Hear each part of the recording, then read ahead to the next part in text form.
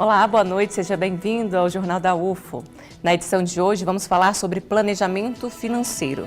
No estúdio recebemos a economista Isabela Amâncio Santos e o psicólogo Adriano Marcos. Mutirão Dívida Zero começou ontem e segue até amanhã na Arena Sabiazinho. E você vai ver também que um novo estudo mostra aumento no déficit da balança comercial da indústria de ponta no Brasil. E tem muito mais, o Jornal da UFO começa agora.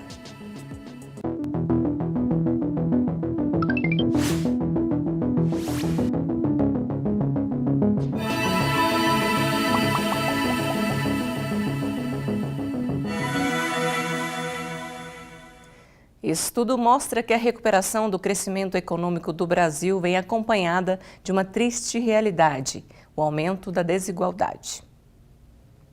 Ricos cada vez mais ricos e pobres cada vez mais pobres. A desigualdade agravada pela pandemia da Covid-19 já era observada há 5 anos com as crises econômica e política que abateram o Brasil. De 2016 a 2021, o Produto Interno Bruto cresceu cerca de 1% e a população na extrema pobreza aumentou 0,2% ao ano.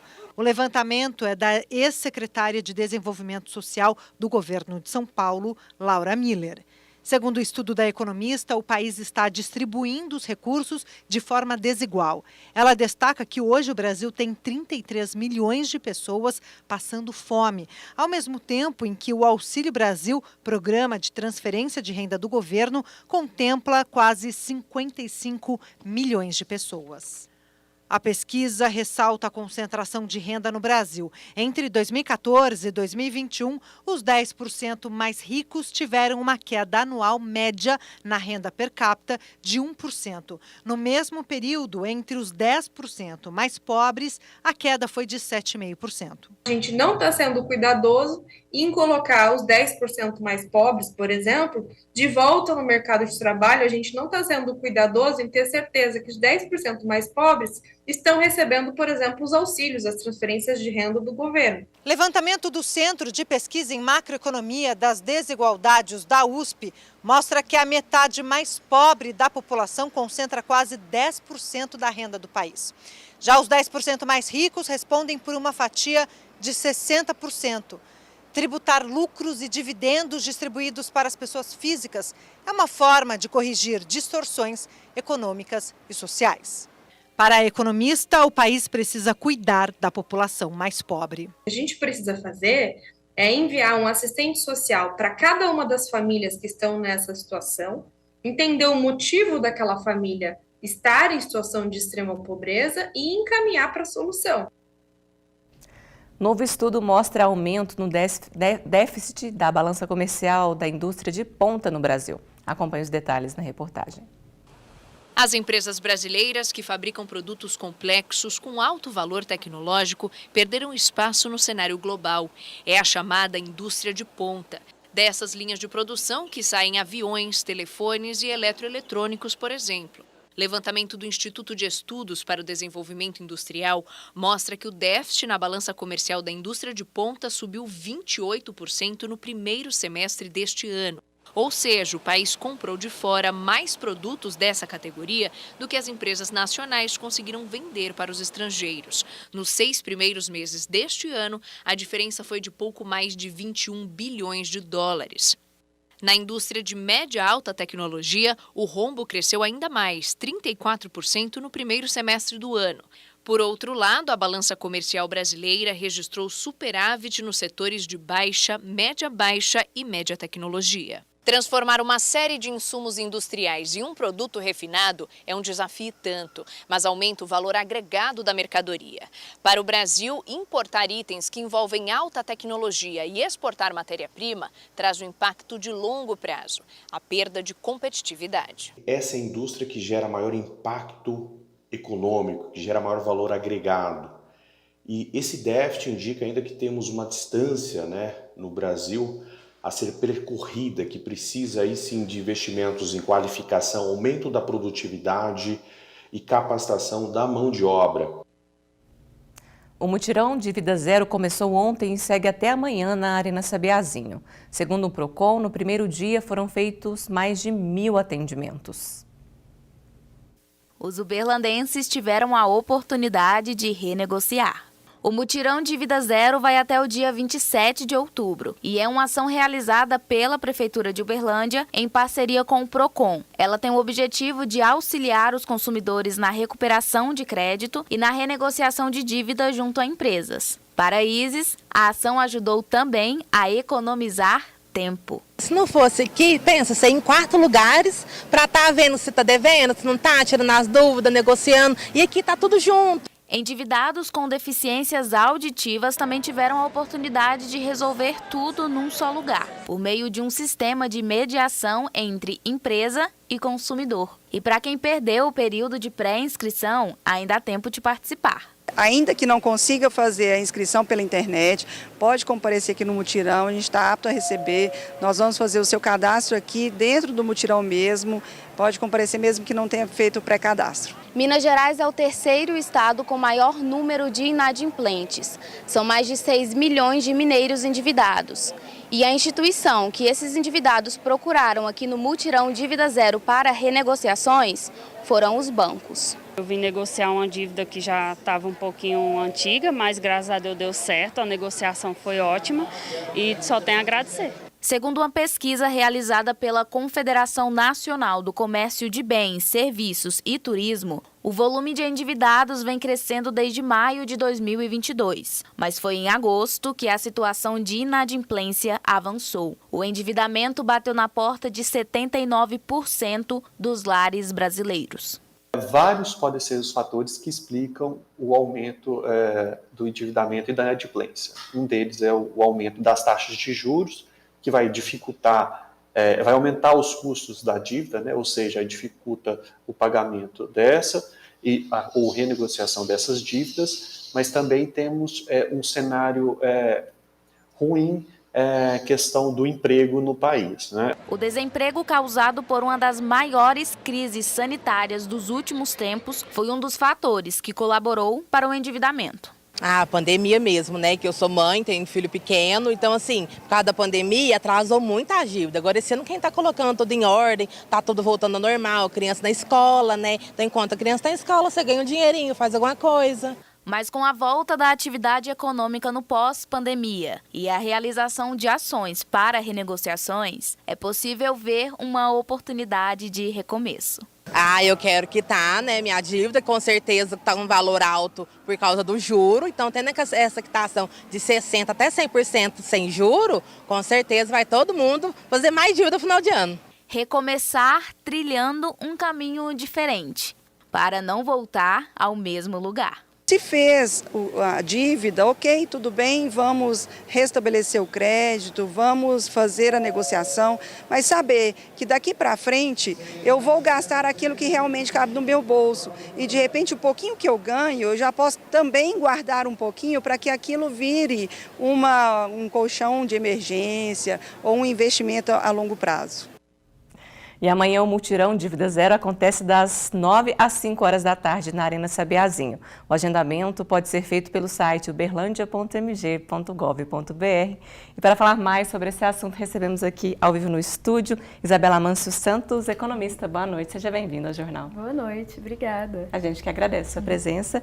E também o psicólogo Adriano Marcos. Boa noite, seja bem-vindo ao jornal. Boa noite, obrigado pelo convite. Psicologia e economia, nesses casos, andam muito juntos, né? Qual a importância dessa análise sobre esse endividamento do Brasil nessa fase que nós estamos atual?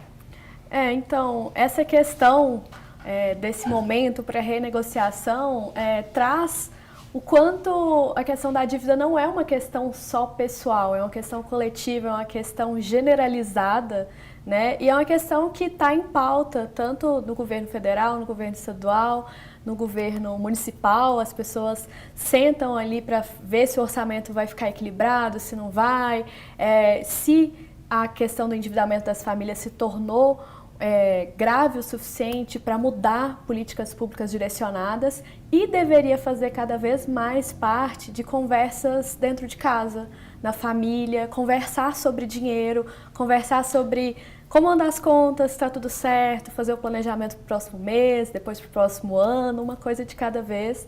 Mas é importante que essas conversas façam mais parte do dia a dia das famílias. Exatamente. Além dessas conversas, né, é importante o psicológico, a parte comportamental nessas horas também. E afeta muito a cabeça de quem está muito endividado. Como lidar com isso? Sim, afeta bastante, né? Na questão, como que isso impacta a pessoa, né? Primeira coisa, autoestima baixíssima, questão autoconfiança, questões relacionadas à ansiedade, excesso de preocupação, a pessoa deita para dormir e começa a pensar e, consequentemente, não consegue ter uma boa noite. Às vezes nem dorme. De sono ou nem dorme. Isso vai gerando uma série de situações que vão impactando a saúde mental da sociedade, principalmente dessas pessoas que estão endividadas, podendo chegar a casos graves de ansiedade, depressão e até a suicídio. Então, como a gente pode lidar com isso? Como lidar, né? Primeira coisa, eu acho que é sendo primeiro realista, procurar ajuda, né? Também. Eu acho que a primeira coisa eu dou conta de resolver? É eu olhar para mim e fazer essa pergunta. Eu dou conta? Eu estou com essa situação. Sozinho eu dou conta? Se não, eu preciso buscar ajuda. E buscar ajuda não é sinal de fraqueza. Às vezes as pessoas entendem que a gente é estimulado a ter que dar conta de tudo pela sociedade competitiva que a gente tem, né? Então, mas às vezes tem coisas que a gente não dá conta. E quando eu não dou conta, eu posso pedir ajuda e está tudo bem. Então, buscar a ajuda de um profissional, buscar um economista para cuidar das suas finanças, de aprender a gastar o seu dinheiro de uma maneira realista, equilibrada. Buscar um profissional da psicologia para entender quando essa compra está em desequilíbrio, passa a ser uma compulsão, passa a ser uma compra emocional e não uma compra necessária. Então, essa ajuda eu preciso buscar sempre que necessário. E também ficar de olho nos preços. O preço do pão francês pode variar em até R$ 8,00 em todo o país, mas mesmo com valor em alta, ele não sai da mesa do brasileiro. Na família de Marise, a cultura é de sentar à mesa para um bom café da manhã. Eu faço questão de pôr à mesa, de colocar tudo que eles gostam, mas o pão não pode faltar. Pãozinho quentinho, com manteiga, com requeijão, melhor coisa. O pão francês, muito presente na mesa dos brasileiros, tem sofrido com a alta dos preços por conta da matéria-prima. A última safra nacional de trigo foi afetada pelas chuvas. No mercado internacional, a alta deve-se, sobretudo, à guerra com a Ucrânia e a Rússia. E ainda há uma oscilação importante no valor do quilo do pão francês em território nacional de até R$ 8,00. Vai de R$ 22,90 em São Paulo a R$ 14,90 em Manaus. Dentro de uma mesma cidade, também pode haver muita diferença nos preços. Aqui em São Paulo, por exemplo, a variação é de até R$ 6,00 por quilo de pão francês. As despesas de cada região explicam em parte esse cenário. A safra brasileira de trigo deste ano deve ser maior em 1.500.000 toneladas. Mas, para conter altas e prevenir uma eventual escassez por causa do impacto no tempo, uma estratégia que deveria ser mais adotada é a dos estoques reguladores de preços. O governo entra quando o preço está muito baixo e entra no mercado comprando e estocando esse excesso de produção, o que garante um preço relativamente bom para o produtor. Individualmente, é preciso pesquisar o melhor custo-benefício. Até pesquisamos, mas a gente mantém a padaria devido à qualidade. É a preferência, né? Isabela, como fazer esse planejamento estratégico aí das finanças para o ano que vem? E para esse ano também, né? Para já entrar melhorzinho. É melhor até. Eu falo que o mês de novembro é ótimo para começar, porque dezembro já é um mês atípico, janeiro é atípico, e aí depois começa aquela procrastinação natural até, né, do brasileiro, de começar as coisas só depois do carnaval. Então novembro é ótimo para começar. E assim, querendo ou não, o melhor dia para começar é hoje, né? Mas as pessoas tendem a preferir o início da semana, o início do mês, né? Então a gente está num momento de ótima oportunidade mesmo para começar, né? Que está chegando o início de uma semana, o início de um mês, e um mês bom para começar isso também, né? Eu falo que a parte comportamental da educação financeira, do planejamento, tem mais a ver com essa questão psicológica do que as pessoas imaginam, porque o primeiro passo do planejamento financeiro é o autoconhecimento, é a clareza sobre o próprio comportamento com o dinheiro, que as pessoas não têm. Elas chegam muitas vezes em alguma sessão, em algum atendimento e falam: eu estou me sentindo mal porque eu gasto muito com roupas. Quando a gente põe no papel, o gasto principal daquela pessoa não é roupas. O que está fazendo ela sair do orçamento é o lazer. Ou então, o contrário. Ela fala: nossa, estou saindo muito, está desregulado, e vê que está comprando muito, né? Então, às vezes a gente está olhando ali, dando prioridade, dando mais atenção para aquilo que é gatilho para a gente, mas não corresponde à realidade. Então, o primeiro passo, eu falo que é sempre as anotações, o registro. É uma parte chatinha de criar o hábito, de começar a fazer, né? Muita gente, às vezes, pula um dia, pula outro, vai deixando para depois, mas é o começo. E essas anotações, a melhor forma de fazer elas é da forma que funcionar para você. Não precisa começar direto na planilha, no Excel, no aplicativo. Pode começar num caderno, num planner ou no bloco de notas do celular. Mas é importante começar. Para a partir daí, desse registro, a gente conseguir perceber a realidade e aí conseguir gerar estratégias. Porque se a pessoa chega assim: eu quero diminuir meus gastos de lazer. Como que eu vou saber se diminuiu ou aumentou se eu não sei qual é aquele valor? Tem que ter uma noção básica, né? Tem que primeiro a gente saber o que está acontecendo para depois a gente mudar essa realidade. Como mudar uma realidade que a gente não conhece? É isso mesmo. Ela falou de um ponto muito importante, o autoconhecimento, que ajuda muito a colocar esse planejamento em pauta, né? Autoconhecimento é essencial quando se trata de ser humano e quando se trata de saúde mental. Não tem como eu cuidar de algo em mim, da minha saúde mental, da minha saúde financeira, de qualquer coisa, se eu não me conheço. Se eu não sei quais são as minhas necessidades, se eu não sei qual é a minha necessidade, como que eu vou consumir alguma coisa? É por necessidade, é por desejo, ou é por impulso, ou é emocional? Então, o autoconhecimento, ele é essencial. E essa é uma grande dificuldade das pessoas se conhecerem.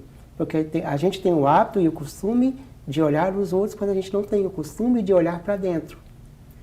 Então aí a gente não se conhece. Eu trabalhei durante muito tempo fazendo recrutamento, seleção e treinamento.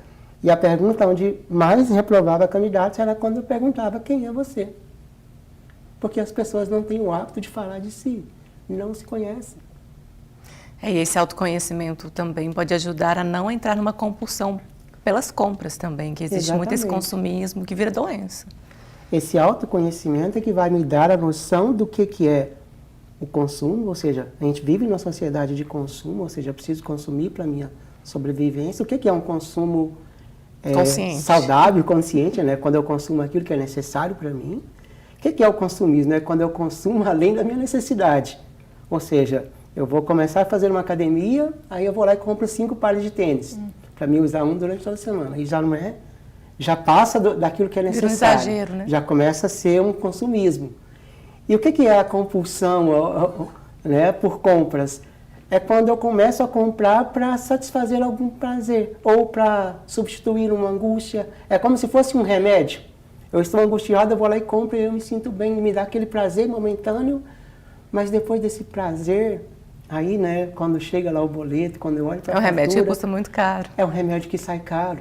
Porque, na verdade, eu não comprei por necessidade, eu comprei por impulso ou então para satisfazer ou para suprir uma necessidade que é emocional. A gente vai falar dessa questão também. E a facilidade do Pix fez com que vários bancos criassem um modelo de crédito baseado na ferramenta, que é um sucesso entre os brasileiros. E aí que mora o perigo do endividamento. O Pix parcelado não é de graça e as parcelas têm altos juros. Só no mês de setembro, o Pix registrou 430 milhões de transações em todo o país. No mesmo período do ano passado, foram 132 milhões. Além da facilidade de movimentar pelo celular, ser de graça é outro motivo do sucesso. Mas os bancos já estão de olho em outra forma de faturar em cima da modalidade. Alguns oferecem uma espécie de empréstimo pessoal, no qual quem recebe pega o dinheiro na hora. E quem transfere, mesmo sem saldo na conta, pode pagar o valor em até 60 vezes. Só que, diferentemente do convencional, o Pix parcelado não é gratuito. Como esse procedimento não é regulamentado pelo Banco Central, as instituições financeiras que adotam essa modalidade cobram juros sobre os valores empenhados nas transações, com taxas a partir de 1,59% ao mês. E é aí que mora o perigo. Cada instituição pode escolher a taxa de juros, o valor mínimo para parcelamento e a quantidade máxima de parcelas. Já o pagamento desse empréstimo pode ser feito de duas formas: na fatura do cartão de crédito, através do limite já aprovado pelo banco, ou em débito na conta corrente. O Banco Central já confirmou que deve lançar uma modalidade de pagamento semelhante ao Pix parcelado, ainda sem data prevista. Especialistas acreditam que a chegada dessa nova forma de parcelamento pode mudar a relação entre clientes, consumidores e instituições financeiras, dispensando inclusive o uso do cartão de crédito. O Pix parcelado ele vem com várias inovações e vantagens que sim tende a crescer e certamente com uma regulação do Banco Central vai fortalecer ainda mais essa modalidade. É aí que mora o perigo, né, Isabela? Quais os cuidados com o Pix? A questão do Pix é engraçado porque a gente se acostuma muito rápido, né? Às vezes a gente para pensar quando surgiu o Pix, o WhatsApp, o Uber, facilidades que surgem nas nossas vidas e como era diferente antes, né? A gente não saca dinheiro hoje com a mesma frequência, né? A gente substituiu. Várias pessoas hoje em dia também não usam nem cartão de crédito mais. Usam o celular por aproximação, o relógio por aproximação, né? Então o Pix, eu acho que o maior cuidado é identificar que ali está saindo dinheiro, né? Não é a transação como se fosse algo tipo, depois eu vejo, porque isso, querendo ou não, facilita as compras por impulso, né? Quando você vai abrir a carteira, pegar o dinheiro, isso já é uma pausa que você dá na sua compra e que você já pode pensar, acho que eu vou levar só um, não vou levar dois, né? Agora, se só encosta ali e vai embora, às vezes você nem viu o valor, nem sabe se foi certo o valor, né? Isso é outra questão. As maquininhas, né? Às vezes você só encosta aqui atrás, você nem viu se o valor foi certo, né? A questão também de conferir, se você está fazendo uma transferência por Pix, conferir se está certinho os dados ali, né? É só fazer mesmo se estiver tudo certo. Quando alguém pedir também um Pix, né? Às vezes a gente poderia utilizar melhor também as ferramentas que o Pix proporciona. Por exemplo, ao invés de você falar assim, passa para tal chave, você pode enviar um QR Code para a pessoa, que aí não tem perigo dela errar um dígito, né? Então, é conhecer aquelas funcionalidades e usar a seu favor da melhor forma. E colocar na planilha de gastos também. Com certeza, mas quando a gente fala em planilha, para alguém que não anota nem no bloco de notas, isso assusta, né? Então, eu gosto de um passinho de cada vez. Isso é bom também, porque se a pessoa chega depois de uma semana, duas, um mês, falando, olha, eu fiz as anotações todas, mas ainda não uso a planilha, é um alívio, né? Porque ele estava falando das emoções, né? E assim, quando a pessoa chega, às vezes ela chega com o pé atrás para fazer o próprio planejamento financeiro, pensando que o planejamento vai limitar ela. Mas não, ele vai trazer clareza, tranquilidade, alívio, vai trazer aquela sensação de eu posso fazer essa compra, eu sei que eu posso, está dentro do meu planejamento, está dentro do que eu consigo arcar, né? E a questão do que é essencial, o que é desejo, o que é impulso, é ingenuidade da nossa parte falar que a gente nunca vai fazer uma compra por impulso. Então, o que a gente tem que fazer é, às vezes, criar um limite para elas, um teto. Aí você vai olhando se já foi o teto desse mês ou não. Porque se a gente falar daqui para frente eu não faço mais nenhuma compra por impulso ou por desejo, é uma forma de autossabotagem também. Exatamente. Porque a gente vai fazer em algum momento e aí vai prejudicar o orçamento que você fez pensando que não ia fazer, né? Isso mesmo. E em relação também, para a gente finalizar a nossa entrevista, o cartão de crédito também é outra forma dessa compra por impulso, então vamos dar dicas para as pessoas terem mais facilidade nesse planejamento, usando também a parte comportamental, a parte sentimental na hora de comprar. É só dar continuidade naquilo que a Isabela estava falando. Dificilmente a gente vai comprar só aquilo que a gente necessita. Vez ou outra, um dia ou outro, por impulso a gente vai comprar alguma coisa. Então o que eu preciso entender? Colocar limite naquilo que eu posso gastar. Planejar eu tenho X por mês, então isso tem que ser planejado. Eu não posso gastar o meu dinheiro aleatoriamente. Eu não posso viver aleatoriamente. Eu preciso ter controle. Aí entra a questão do autoconhecimento, de eu me conhecer, de eu saber quais são os meus limites emocionais, psicológicos, financeiros. Autoconhecimento. Autoconhecimento se dá olhando para dentro de si, ou quando eu não consigo ver isso, está tudo muito confuso ou muito nublado, eu posso buscar ajuda.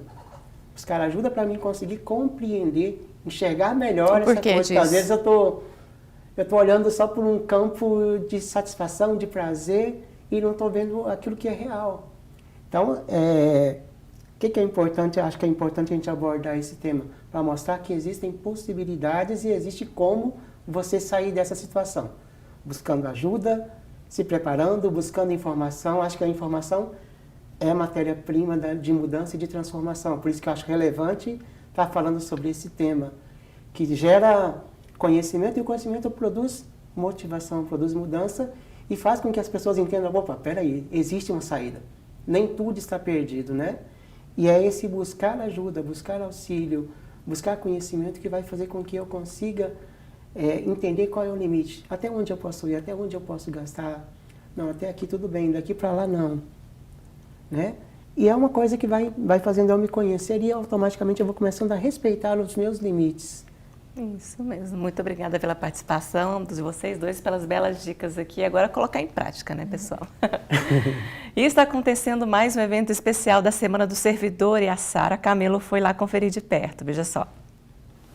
Oi Larissa, oi para todo mundo que está acompanhando o Jornal da UFO. Eu estou aqui no gramado da reitoria, onde mais tarde, a partir das 6 horas, vai começar o show da banda Lísias, que é uma programação aí da Semana do Servidor. E para contar como tá todos esses preparativos e a expectativa para o show, está aqui comigo a Maírne Ferreira, ela que é organizadora aqui da semana. Muito obrigada pela participação, Maírne, e conta para mim sobre a expectativa para esse show daqui a pouco. A gente está com uma expectativa muito boa, né? Porque a gente não fazia eventos assim por causa da pandemia. Então a gente quer todo mundo aqui reunido, confraternizando, né? Todo mundo junto de novo. Então a expectativa é muito boa. Parece que teve muita aceitação. Só espero que as pessoas venham comemorar com a gente. E assim, a importância desse tipo de evento para ir acolher todo mundo também, depois dessa pandemia, para unir os servidores. Sim, a gente está esperando o pessoal do campo de Monte Carmelo, Tuiutaba, Patos de Minas, que estão vindo, estão a caminho, inclusive. E assim, a gente viu essa necessidade, porque depois de tanto tempo separados, muitos servidores novos entraram na universidade, a gente viu que estava precisando de um momento de integração entre todos nós, né? Então, acho que esse momento vai ser muito importante para a gente poder integrar todo mundo de todas as áreas da universidade. Vai ter o show da banda Lísias agora, daqui a pouquinho, mas amanhã também tem o último dia aí do evento. E a programação, como que tá? O que a gente pode esperar? Nossa, amanhã também a programação vai ser muito boa, apesar do happy hour hoje, vai ser super animado. Amanhã a gente vai fechar com chave de ouro, com um café aqui no jardim da reitoria. Então, estão todos convidados para o café no Jardim da Reitoria, vai dar início às 9 horas e vai ter massoterapia, aferição de pressão, então assim, para fechar com chave de ouro é isso. E também tem programação no campo de Patos de Minas e Monte Carmelo. Então o pessoal de lá também está com uma expectativa muito alta no evento de amanhã. Muito obrigada, Maírne, pelas informações. E Larissa, é isso, a Semana do Servidor tem como tema a afetividade. Nada melhor do que celebrar a gente junto novamente com um show e todo mundo se encontrando de novo. Eu volto com você no estúdio. Obrigada, Sara. E amanhã tem novo episódio do UFOcast, o videocast aqui da UFO. Confira o tema dessa semana. Boa noite, Larissa. O tema do UFOcast de amanhã é a Semana do Servidor da UFO de 2022. A Adriana Oliveira e a Jussara Coelho vão conversar com o pró-reitor de gestão de pessoas da UFO, o Márcio Magno Costa, e também com a Gabriela Marques, que é supervisora dessa pró-reitoria aqui na UFO. O bate-papo é sobre tudo o que rolou na programação da Semana do Servidor, do trabalho desenvolvido na pró-reitoria de gestão de pessoas, e você confere ainda tudo sobre o universo dos servidores públicos que trabalham em uma universidade federal como a UFO. é amanhã, às 5 da tarde, no canal da UFO no YouTube, e a versão gravada estará disponível às 8 da noite na Universitária FM e nas plataformas de podcast. Obrigada, Matheus. E às 9 da noite tem mais informação com o Jornal da Cultura. Nossa edição de hoje fica por aqui. Obrigada pela companhia e até amanhã. Boa noite.